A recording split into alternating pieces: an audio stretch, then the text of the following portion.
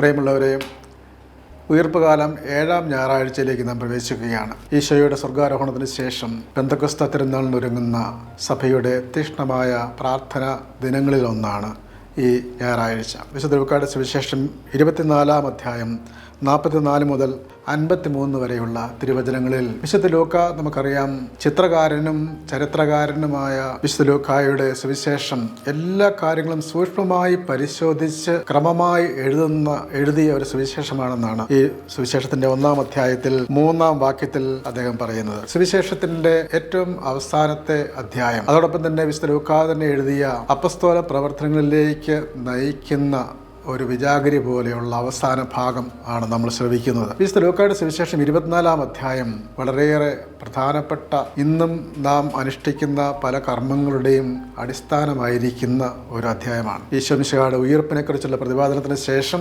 എമ്മാവുസിലേക്ക് പോകുന്ന ആ 2 ശിഷ്യന്മാരുടെ കൂടെ ഈശോ നടന്ന് അവരെ ദിവ്യവചനങ്ങൾ കൊണ്ട് അവരെ അനുഗ്രഹിച്ച് അവരുടെ ഹൃദയം ജ്വലിപ്പിച്ച് അപ്പം മുറിച്ച് അവർക്ക് വിശ്വാസത്തിൻ്റെ കാഴ്ച നൽകുന്ന ആ ഭാഗത്തിന് ശേഷമുള്ള ഒരു ഭാഗമാണ് ഇന്നത്തെ സുവിശേഷം. വിശുദ്ധ കുർബാന അർപ്പണത്തിൻ്റെ ഘടന ഈ സുവിശേഷത്തിൻ്റെ ഈ അധ്യായത്തിൽ നമുക്ക് കാണാൻ കഴിയും. എല്ലാ ആരാധനക്രമങ്ങളിലും പരിശുദ്ധ കുർബാനയുടെ ഘടന, ആദ്യ ഭാഗം വചന ശുശ്രൂഷ, തുടർന്ന് അപ്പത്തിൻ്റെ ശുശ്രൂഷ, ഈ അടിസ്ഥാന ഘടന ഈ സുവിശേഷത്തിൽ കാണാൻ സാധിക്കും. അതുപോലെ തന്നെ എല്ലാ സഭകളിലും ഈ വചന ശുശ്രൂഷയിൽ വായിക്കുന്ന തിരുവചന ഭാഗങ്ങൾ, അതിൻ്റെ ക്രമവും ഈ സുവിശേഷം അടയാളപ്പെടുത്തുന്നുണ്ട്. പ്രത്യേകിച്ച് പൗരസ്ത്യ സുറിയാനി നമ്മളുടെ കുർബാനക്രമത്തിൽ അതിൻ്റെ വായനയുടെ ക്രമം തന്നെ ഈ സുവിശേഷത്തെ രേഖപ്പെടുത്തുന്ന നിയമവും പ്രവചനങ്ങളും, നിയമത്തിലും പ്രവചനങ്ങളിലും എന്നെപ്പറ്റി എഴുതിയിട്ടുണ്ടല്ലോ. നിയമഗ്രന്ഥങ്ങളിൽ നിന്നുള്ള വായനകൾ, 1-ാമത്തെ വായന, അതിൻ്റെ പൂർത്തീകരണമായി സുവിശേഷം,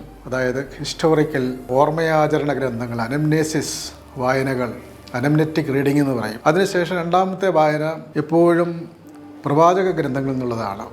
അതെപ്പോഴും പ്രബോധനങ്ങളും ശാസനങ്ങളും തിരുത്തലും ആഹ്വാനങ്ങളും ഒക്കെയാണ്. എപ്പിക്ലെറ്റിക് റീഡിങ്സ് എന്ന് പറയും. അതിൻ്റെ പൂർത്തീകരണമാണ് പൗലോസ്ലീഹായുടെ ലേഖനങ്ങൾ. അപ്പോൾ ഈ വായനയുടെ ക്രമങ്ങളും ഒക്കെ ഈ സുവിശേഷത്തിൽ തന്നെ വ്യക്തമാകുന്ന ഒരു കാര്യം തന്നെയാണ്. ആദിമ സഭയുടെ പ്രാർത്ഥനാ ശൈലികൾ, രീതികൾ ഇന്നും നാം തുടരുന്നു. അതിന് അടിസ്ഥാനമായിട്ടുള്ള ഒരു ദർശനം നൽകുന്ന സുവിശേഷ ഭാഗം കൂടിയാണ് ഈ 24-ാം അധ്യായം. അതിൻ്റെ ഒരു കൾമിനേഷൻ, അതിൻ്റെ ഒരു പരിസമാപ്തി, പാരമ്യം കുറിക്കുന്ന ഭാഗമാണ് നമ്മൾ കേൾക്കുന്നത്. 44 മുതലുള്ള വാക്കുകളിൽ, വചനങ്ങളിൽ, മോശയുടെ നിയമങ്ങളിലും പ്രവാചകന്മാരിലും സങ്കീർത്തനങ്ങളിലും എന്നെപ്പറ്റി എഴുതിയിരിക്കുന്നതെല്ലാം പൂർത്തിയാകേണ്ടിയിരിക്കുന്നു എന്ന് ഞാൻ നിങ്ങളുടെ കൂടിയായിരുന്നപ്പോൾ പറഞ്ഞിട്ടുണ്ടല്ലോ. ഈശോ തൻ്റെ ശിഷ്യന്മാർക്ക് അന്തിമമായ ഒരു പ്രബോധനം നൽകുകയാണ്, അവസാനകാല പ്രബോധനം നൽകുകയാണ്, സ്വർഗത്തിലേക്ക് ആരോഹണം ചെയ്യുന്നതിന് മുമ്പായിട്ട്. പഴയ നിയമം മുഴുവനും 3 തരം ഗ്രന്ഥങ്ങളാണുള്ളത് എന്ന് വ്യാഖ്യാതാക്കൾ പറയുന്നുണ്ടല്ലോ. 1-ാമത്തെ ഗ്രന്ഥാവലി മോശയുടെ ഗ്രന്ഥം, പഞ്ചഗ്രന്ഥങ്ങൾ, പെന്ററ്റോക്ക്, അതാണ് മോശയുടെ നിയമങ്ങൾ. 2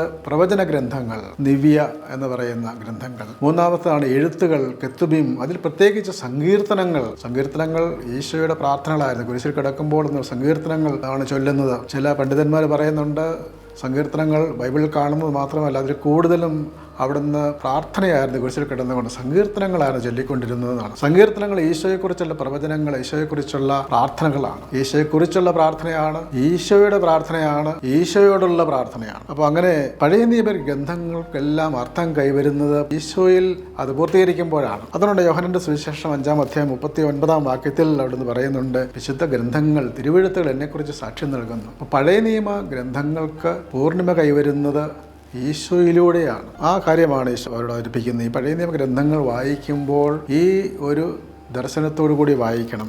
അതുകൊണ്ടാണ് വിശുദ്ധ ലിഖിതങ്ങൾ ഗ്രഹിക്കാൻ തക്കവിധം അവരുടെ മനസ്സ് അവൻ തുറന്നു. വചനം വെറുതെ വായിച്ചാൽ മനസ്സിലാവുകയില്ല. വചനം വായിക്കാനുള്ള താക്കോൽ അത് കർത്താവിൻ്റെ കയ്യിൽ നിന്ന് വാങ്ങണം. അവിടുന്ന് നമ്മുടെ മനസ്സ് തുറക്കണം. നമ്മുടെ കുർബാനയിൽ ആ വചന ശുശ്രൂഷയുടെ ഭാഗത്തിൽ പ്രാർത്ഥനയുണ്ട്, അങ്ങയുടെ ജീവദായകവും ദൈവികവുമായ കൽപ്പനകളുടെ മധുരസ്വരം ശ്രവിക്കുവാനും ഗ്രഹിക്കുവാനും ഞങ്ങളുടെ ബുദ്ധിയെ പ്രകാശിപ്പിക്കണമേ. ഇപ്പോൾ ദൈവികമായൊരു പ്രകാശം, കാരണം ഇത് റെവലേഷനാണ്, വെളിപ്പെടുത്തലാണ്, മാനുഷികമായ വാർത്തകൾ പോലെയുള്ളതല്ല. അപ്പോൾ ദൈവികമായ സ്വരം കേൾക്കണമെങ്കിൽ നമ്മുടെ ഹൃദയം, നമ്മുടെ മനസ്സ്.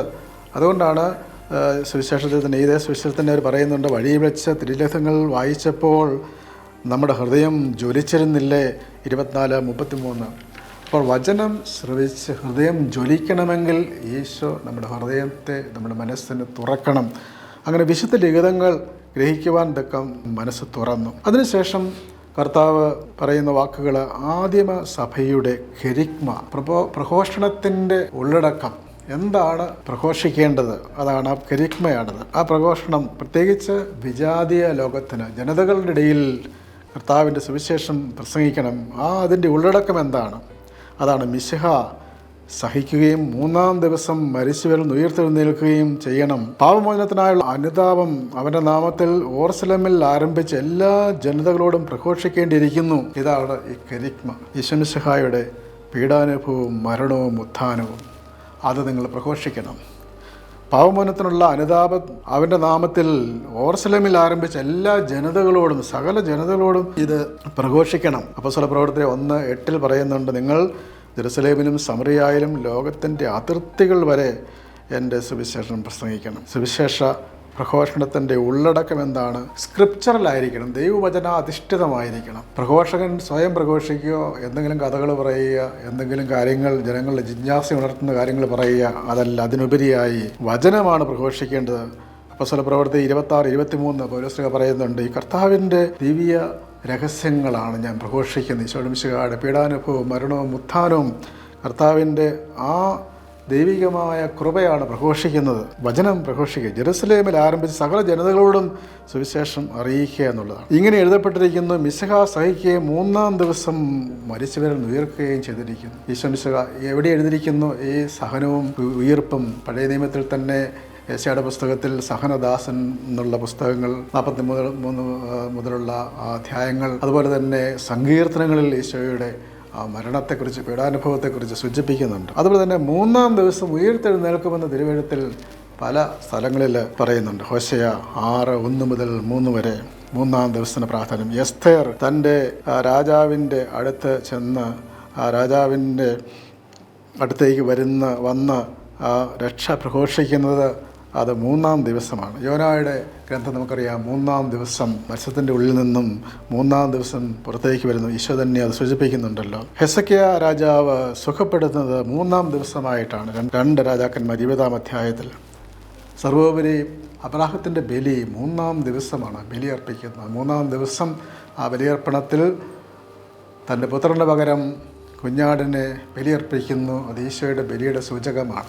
അങ്ങനെ 3-ാം ദിവസം എന്ന് പറയുന്നത് ദൈവത്തിൻ്റെ മഹത്വം പ്രത്യക്ഷപ്പെടുന്ന, ദൈവത്തിൻ്റെ ആ മഹത്വത്തിൻ്റെ അടയാളം. ആ 3-ാം ദിവസമാണ് കർത്താവ് ഉയർത്തെഴുന്നേൽക്കുന്നത്. അതുകൊണ്ട് ഞായറാഴ്ചയ്ക്കുള്ള മറ്റൊരു പേര് first day of the week, ആഴ്ചയുടെ ആദ്യ ദിനം. അതുപോലെ തന്നെ 3-ാം ദിവസം, ഈശോ മരിച്ചവരിൽ നിന്ന് ഉയർത്ത ദിനം 3-ാം ദിവസം, 8-ാം ദിവസം മറ്റ് ഉള്ള പേരുണ്ട്.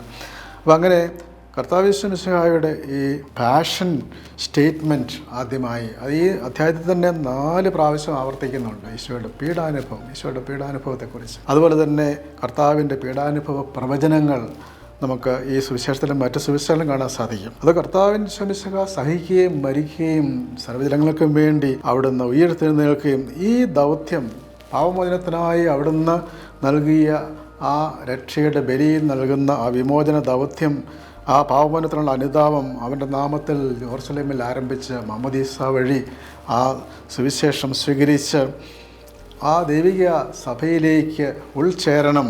അതാണ് സന്ദേശം.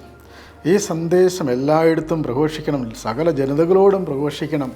അപ്പോൾ കർത്താവിൻ്റെ സുവിശേഷം, കർത്താവിൻ്റെ അനുഗ്രഹം ഒരു പ്രത്യേക ഗോത്രത്തിനോ ജനത്തിനോ അല്ല, എല്ലാവർക്കും വേണ്ടിയുള്ളതാണ്. അത് പഴയ നിയമം മുതൽ തന്നെ കാണാൻ കഴിയുന്ന വലിയ യാഥാർത്ഥ്യമാണ്.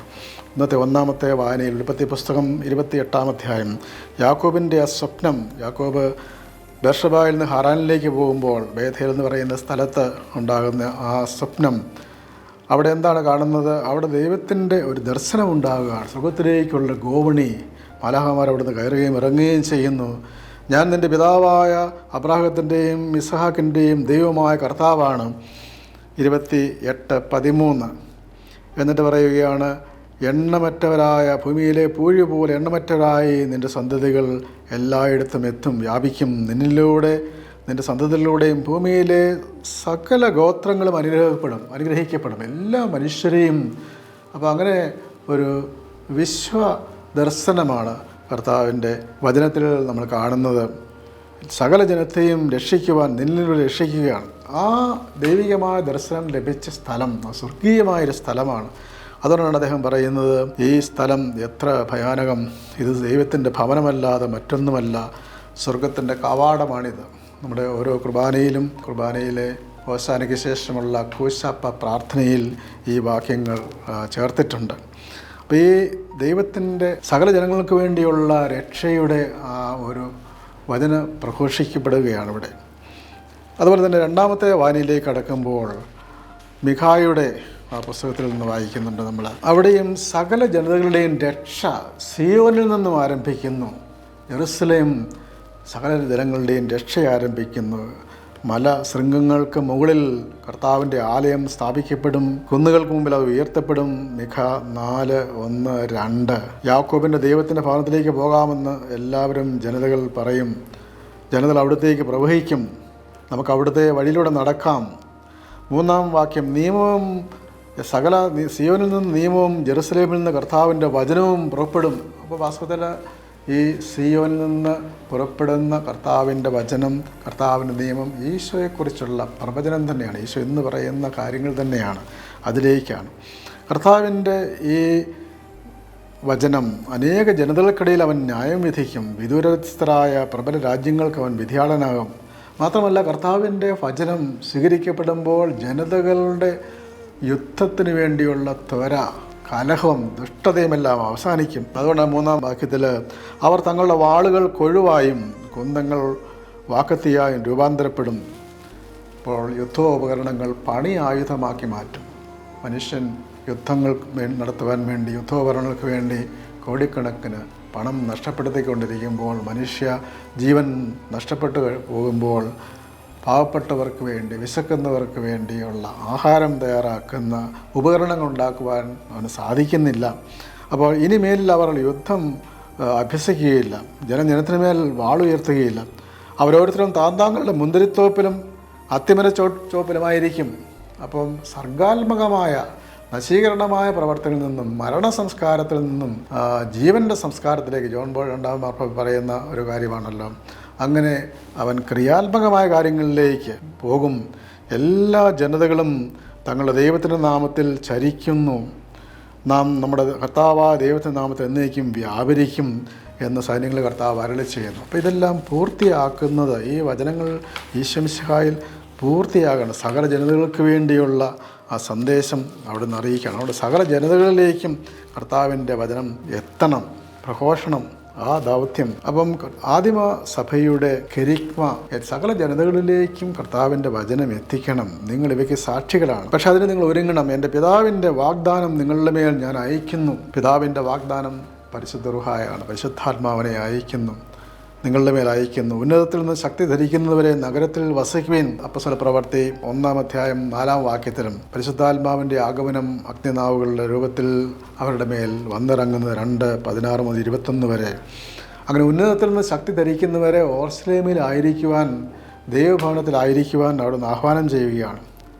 തുടർന്നാണ് നമ്മൾ കാണുന്ന കർത്താവിൻ്റെ സ്വർഗാരോഹണത്തെക്കുറിച്ചുള്ള വിവരണം. അവൻ അവരെ ബേഥനിയ വരെ കൂട്ടിക്കൊണ്ടുപോയി. ഒലിവുമലയുടെ സമീപത്തേക്ക്, ഒലിവുമലയിലേക്കാണ് കൂട്ടിക്കൊണ്ടുപോകുന്നത്. അവരെ കൂട്ടിക്കൊണ്ടുപോയി ഒരു എക്സോഡസാണ്. ഈ ജനത്തെ അവിടെ നിന്ന് കൊണ്ടുപോകുന്ന എങ്ങോട്ടാണ്? കർത്താവ് പോകുന്ന വഴിയെ കൊണ്ടുപോവുകയാണ്. അതായത് സ്വർഗത്തിലേക്ക് കൊണ്ടുപോവുകയാണ്. ആ കർത്താവ് സ്വർഗാരോഹണം ചെയ്യുന്നതിന് മുമ്പായിട്ടുള്ള അപ്പം ഈ പ്രയാണം, ഈ ചരിത്ര പ്രയാണം ലൂക്ക അവതരിപ്പിക്കുന്ന സ്വർഗത്തിലെത്തുന്ന ദൈവികമായൊരു പ്രയാണമാണ്. എല്ലാ മനുഷ്യരും ആ വഴിയിലേക്ക് വരണം. ഈശോ അവരെ കൂട്ടിക്കൊണ്ടുപോയി ഒരു പുതിയ എക്സോഡസ്, പുതിയൊരു പുറപ്പാട്. കൈകൾ ഉയർത്തി അവരെ അവിടുന്ന് അനുഗ്രഹിച്ചു. ഈശോ നൽകുന്ന ഒരു സമാപന ആശീർവാദം പോലെയാണ്. കൈകൾ ഉയർത്തി ഈശോ അനുഗ്രഹിക്കുന്നു. അഹറോൻ കൈകൾ ഉയർത്തി അനുഗ്രഹിക്കുന്നതായിട്ട് ലേവായുടെ പുസ്തകം 9:22 നമ്മൾ കാണുന്നുണ്ട്. അതുപോലെ തന്നെ ശുശ്രൂഷകൾ പൂർത്തിയാക്കിയപ്പോൾ പുരോഹിതനായ ശമയോൻ ജനങ്ങളെ കൈകൾ ഉയർത്തി അനുഗ്രഹിക്കുന്നു. പ്രഭാഷകൻ്റെ പുസ്തകം 50:22. ഇങ്ങനെ കൈകൾ ഉയർത്തി അനുഗ്രഹിക്കുന്നു. ഈശോ തൻ്റെ ദൗത്യം പൂർത്തിയാക്കുന്നതിൻ്റെ അടയാളമാണ്. അങ്ങനെ അനുഗ്രഹിച്ചു. അങ്ങനെ അനുഗ്രഹിച്ചുകൊണ്ട് അവിടുന്ന് സ്വർഗത്തിലേക്ക് സമ്മോഹിക്കപ്പെട്ടു. അപ്പോൾ ഈശോ സ്വർഗത്തിലേക്ക് സമ്മോഹിക്കപ്പെടുമ്പോൾ കർത്താവ് കൊടുക്കുന്ന അവസാന അടയാളം സമാധാനം, നിങ്ങൾക്ക് സമാധാനം എന്ന് പറഞ്ഞുകൊണ്ടാണ് ഉത്ഥിതനായ കർത്താവ് പ്രത്യക്ഷപ്പെടുന്നത്. കൈകളോടത്തി അനുഗ്രഹിച്ചുകൊണ്ടാണ് അവിടുന്ന് പോകുന്നത്. അപ്പോൾ അവിടുന്ന് ഇപ്പോൾ അനുഗ്രഹിച്ചുകൊണ്ടേയിരിക്കുന്നു എന്നാണ്. നമ്മുടെ കുർബാനയിൽ സമാപന ആശീർവാദം മതപാഠ കവാടത്തെങ്കിൽ നിന്നുകൊണ്ട് വലതുഭാഗത്തേക്ക് മാറി നിന്നുകൊണ്ട് നടത്തുന്ന ഈ സമാപന ആശീർവാദം ഈശോ തൻ്റെ അന്തിമമായ അനുഗ്രഹം, ആശീർവാദം കൈകൾ ഉയർത്തി നൽകിയതാണെന്നാണ് കുർബാന വ്യാഖ്യാതാക്കളെല്ലാം പറയുന്നത്. ഈശോയുടെ അനുഗ്രഹം ഈ സ്വർഗത്തിലിരുന്നു കൊണ്ട് സകല ജനതകളെയും അവിടുന്ന് ആശീർവദിക്കുകയും അനുഗ്രഹിക്കുകയും ചെയ്യുന്നു. അങ്ങനെ സ്വർഗത്തിലേക്ക് സംവഹിക്കപ്പെട്ടു. ശിഷ്യന്മാരുടെ ഭാഗത്തുനിന്നുണ്ടായ പ്രതികരണം എന്താണ്? അതാണ് ഏറ്റവും പ്രധാനപ്പെട്ടത്. ഈ സുവിശേഷത്തിൻ്റെ പാരമ്യം അതാണ്. ഇതിനുവേണ്ടിയാണ് സുവിശേഷം എഴുതുപോലെയാണ് ഈ സുവിശേഷം കാണുന്നത്. 52-ാം വാക്യം, അവർ അവനെ ആരാധിച്ചു. അപ്പോൾ ഒരു ക്രിസ്റ്റോളജിക്കൽ ഹൈ പോയിന്റ്, നിശാവിജ്ഞാനിപരമായ പരിസമാപ്തി, ഒരു ഉന്നത പരമകാഷ്ഠ ഇവിടെ കാണാൻ സാധിക്കുകയാണ്. ഈശോയെ അവർ ആരാധിക്കുകയാണ്. സകേതം എന്ന വാക്കാണ് ഉപയോഗിക്കുന്നത്. അതിൻ്റെ അർത്ഥം കുമ്പിട്ട് ആരാധിക്കുന്ന കർത്താവിൻ്റെ ആ ദൈവത്വം ആരാധിക്കുകയാണ്. സ്വർഗത്തിലേക്ക് സംവഹിക്കപ്പെട്ട കർത്താവിനെ ആരാധിക്കുന്ന സമൂഹമാണ് സഭ എന്ന് സൂചിപ്പിക്കുകയാണ്. അപ്പോൾ 11 പേർ മാത്രമല്ല ഉണ്ടായിരുന്നത്, മറ്റ് ആളുകളും ഉള്ളതായിട്ട് നമുക്ക് കാണാൻ സാധിക്കും, എമ്മൗസിലേക്ക് പോയ ശിഷ്യന്മാർ ഉൾപ്പെടെ.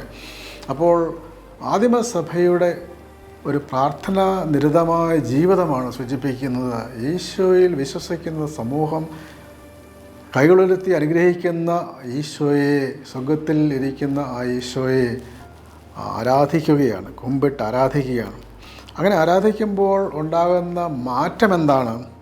അതാണ് 52-ാം വാക്യത്തിൽ, അവർ അത്യന്തം ആനന്ദത്തോടെ ജെറുസലേമിലേക്ക് മടങ്ങി. അപ്പോൾ ആനന്ദത്തോടെ ജെറുസലേമിലേക്ക് മടങ്ങുകയാണ്. ജെറുസലേമാണ് ഇതിൻ്റെ എല്ലാം ഒരു സ്പ്രിംഗ് ബോർഡ്, ഇതിൻ്റെ സുവിശേഷ പ്രഘോഷങ്ങളുടെ തുടക്കം വിശുദ്ധ നഗരമാണ്. ആനന്ദത്തോടു കൂടിയാണ് ഈ സുവിശേഷത്തിൽ തന്നെ നമ്മൾ കാണുന്നുണ്ട്. സന്തോഷാധിക്യത്താൽ അവർ അവിശ്വസിച്ചു. 24:41. 52-ാം വാക്യത്തിൽ അവർ ആനന്ദത്തോടെ ഓർസലേമിലേക്ക് പോയെന്നാണ് പറയുന്നത്. ലൂക്കായുടെ സുവിശേഷത്തെക്കുറിച്ച് പറയുന്നത് തന്നെ ആനന്ദത്തിൻ്റെ സുവിശേഷം, ദ ഗോസ്പൽ ഓഫ് ജോയ് എന്നാണ് പറയുന്നത്. സുവിശേഷം ആരംഭിക്കുമ്പോൾ 1:14 അവിടെ പറയുന്നുണ്ട്, യോഹന്നാൻ്റെ ജനനത്തെക്കുറിച്ചുള്ള നിനക്ക് ആനന്ദവും സന്തോഷവും ഉണ്ടാകുമെന്നാണ്. 44-ാമത്തെ വാക്യത്തിൽ ശിശു ആനന്ദം കൊണ്ട് കുതിച്ച് ചാടി യോഹന്നാൻ എലീശയുടെ ഉദരത്തിൽ. 47-ാം വാക്യത്തിൽ എൻ്റെ ആത്മാവ്, എൻ്റെ ചിത്തം കർത്താവിൽ ആനന്ദിക്കുന്നു. അതുപോലെ തന്നെ 15-ാം അധ്യായത്തിലേക്ക് കടക്കുമ്പോൾ നമ്മൾ കാണുന്നുണ്ട് ആടിനെ നഷ്ടപ്പെടുമ്പോൾ തിരിച്ചു കിട്ടുമ്പോഴുള്ള ആനന്ദം, നാണയം നഷ്ടപ്പെട്ട് തിരിച്ചു കിട്ടുമ്പോഴുള്ള ആനന്ദം, ധൂർത്തപുത്രൻ തിരിച്ചു വരുമ്പോൾ നമുക്ക് സന്തോഷിക്കാം, ആനന്ദിക്കാം. അപ്പോൾ ഈ സുവിശേഷം എന്താണ്? എവാഞ്ചേലി ഗ്വാദിയാം, പരിശുദ്ധ പിതാവ് ഫ്രാൻസിസ് പാപ്പായുടെ ആദ്യത്തെ അപ്പസ്തോലിക പ്രബോധനം, അതിൻ്റെ തലക്കെട്ട് നവംബർ 24, 2013 അദ്ദേഹം പുറപ്പെടുവിച്ച ഫ്രാൻസിസ് പാപ്പായുടെ ഒരു പ്രത്യേക വിളംബര അല്ലെങ്കിൽ ഫ്രാൻസിസ് പാപ്പായുടെ ദൗത്യ പ്രഘോഷണ രേഖ എന്ന് വേണമെങ്കിൽ പറയാൻ സാധിക്കും. എവാഞ്ചലി ഗ്വാദിയാം, സന്തോഷത്തിൻ്റെ സുവിശേഷം. അപ്പോൾ കർത്താവിൻ്റെ ആ സുവിശേഷം സന്തോഷത്തോടു കൂടിയുള്ള സുവിശേഷമാണ്. ആനന്ദത്തോടു കൂടി ജെറുസലേമിൽ മടങ്ങി. തീർന്നിട്ടില്ല. ഈ ആനന്ദം ദൈവികമായ ആനന്ദമാണ് ഉത്ഥാനത്തിൻ്റെ, കർത്താവിൻ്റെ സ്വർഗാരോഹണം നമുക്ക് പകർന്നു നൽകുന്നത്. ഇന്നത്തെ ലേഖനത്തിൽ 1 പത്രോസ് 1-ാം അധ്യായം 3 മുതലുള്ള വാക്യങ്ങളിൽ സജീവമായ പ്രത്യാശ നിങ്ങൾക്ക് നൽകിയിരിക്കുന്നു. ഈ സ്വർഗീയമായ സജീവമായ പ്രത്യാശ നമുക്ക് ലഭിക്കുമ്പോൾ എത്ര വലിയ പ്രതിബന്ധങ്ങളും പരീക്ഷകളും വ്യസനങ്ങളും വന്നാലും അതിൽ നിങ്ങൾ ആനന്ദിക്കുമെന്നാണ് പറയുന്നത്. അപ്പോൾ ദൈവികമായ ഒരു ആനന്ദമാണ്. ഭൗതികമായ പ്രതിസന്ധികൾക്കിടയിലും ആനന്ദിക്കുന്ന, അഗ്നിശോധനയെ അതിജീവിക്കുന്ന നശ്വരമായ സ്വർണത്തെക്കാൾ വിലയേറിയതായിരിക്കും പരീക്ഷയെ അതിജീവിക്കുന്ന നിങ്ങളുടെ വിശ്വാസം. അപ്പം സജീവമായ വിശ്വാസം, സജീവമായ പ്രത്യാശ. തുടർന്ന് അദ്ദേഹം പറയുന്ന 8-ാം വാക്യത്തിൽ, ഇപ്പോൾ കർത്താവിനെ നിങ്ങൾ നേരിട്ട് കാണുന്നില്ലെങ്കിലും നിങ്ങൾ അവനെ സ്നേഹിക്കുന്നു. അപ്പോൾ കാഴ്ചക്കപ്പുറമുള്ള സ്നേഹത്തിലും പ്രത്യാശയിലും ഊന്നി നിൽക്കുന്നൊരു വിശ്വാസമാണ്. ഇപ്പോൾ കാണുന്നില്ലെങ്കിലും അവനിൽ വിശ്വസിച്ചുകൊണ്ട് അവാച്യവും മഹത്വപൂർണമായ സന്തോഷത്തിൽ നിങ്ങൾ മുഴുകുന്നു. അപ്പോൾ ദൈവികമായ, അവാച്യമായ, മഹത്വപൂർണമായ ദൈവികമായൊരു സന്തോഷം നൽകുന്നു. അതാണ് മാമോദീസായിലൂടെ പുതുജന്മം പ്രാപിച്ച ഒരാൾക്ക് ഉണ്ടാകേണ്ടതെന്ന് അദ്ദേഹം ആഹ്വാനം ചെയ്യുകയാണ് പത്രോസ് ശ്ലീഹ. ഈ ദൈവിക ആനന്ദമാണ് വാസ്തവത്തിൽ സ്വർഗാരോഹണം നമുക്ക് പ്രദാനം ചെയ്യുന്നത്. കർത്താവിൻ്റെ ആത്മാവിന് വേണ്ടി കാത്തിരിപ്പ് നമുക്ക് പ്രദാനം ചെയ്യുന്നത്. അവർ അത്യന്തം ആനന്ദത്തോടെ ജെറുസലേമിലേക്ക് മടങ്ങി. 53-ാം വാക്യം, അവർ ദൈവത്തെ സ്തുതിച്ചുകൊണ്ട് സദാസമയവും ദേവാലയത്തിൽ കഴിഞ്ഞുകൂടി. അപ്പോൾ സഭയുടെ ആരംഭമാണ് അവിടെ കാണുന്നത്. പ്രാർത്ഥിക്കുന്ന പ്രാർത്ഥനാനിരതയായ സഭ. നമ്മളുടെ ജീവിതവും അതുപോലെ തന്നെയാണ്. ദൈവത്തെ സ്തുതിക്കുകയും പ്രാർത്ഥിക്കുകയും ദൈവിക ശക്തി സ്വീകരിക്കുകയും ആ ശക്തി ഉൾക്കൊണ്ടുകൊണ്ട് കർത്താവിൻ്റെ സാക്ഷികളായി, വാക്കിലും പ്രവർത്തിയിലും സാക്ഷികളായി തീരുകയും ചെയ്യുക എന്നുള്ളതാണ്. വിശുദ്ധ ലൂക്കായുടെ സുവിശേഷത്തിൻ്റെ പ്രത്യേകത അത് ദേവാലയത്തിൽ ആരംഭിക്കുന്നു.